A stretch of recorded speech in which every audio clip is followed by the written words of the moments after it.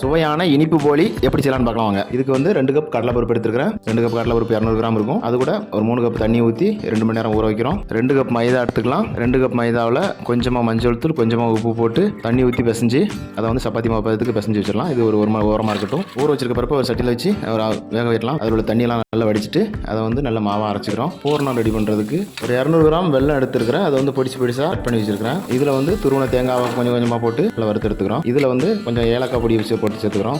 அரைச்சி வச்சிருக்கிற பருப்பையும் உள்ளே போட்டு அதையும் நல்லா வறுத்து எடுத்துக்கிறோம். அதுக்கப்புறமா இதை வந்து இந்த மாதிரி சிறு சிறு உருண்டைகளாக உருட்டி வச்சுக்கிறோம். இதில் வந்து ஊற வச்சுருக்க சப்பாத்தி மாவு எடுத்து அது உள்ள வந்து அந்த பூரணத்தை உள்ளே வச்சு கொஞ்சம் கொஞ்சமாக தட்டி எடுத்து அது போலி சைஸுக்கு கொஞ்சம் பெருசாக தட்டி எடுத்துட்டு அதை வந்து அடுப்பில் தோசைக்கல் வச்சு தோசைக்கல்லில் வந்து கொஞ்சம் எண்ணெய் ஊற்றி அதை வந்து அந்த போலியை வந்து நல்லா வேக வச்சு எடுத்துக்கலாம். பாருங்கள் நல்லா வெந்து வருது. இப்படியே எல்லா போலிகளையும் சுட்டு எடுத்துக்கலாம். பாருங்கள் இப்போ போலி உள்ளுக்குள்ளே வந்து எவ்வளோ சூப்பராக இருக்குது, பூரணம் எவ்வளோ சூப்பராக தெரிஞ்சு பாருங்கள். இதே மாதிரி நீங்களும் செஞ்சு பார்த்துட்டு எப்படி இருந்துச்சுன்னு கமெண்ட் பண்ணுங்கள். தேங்க்யூ.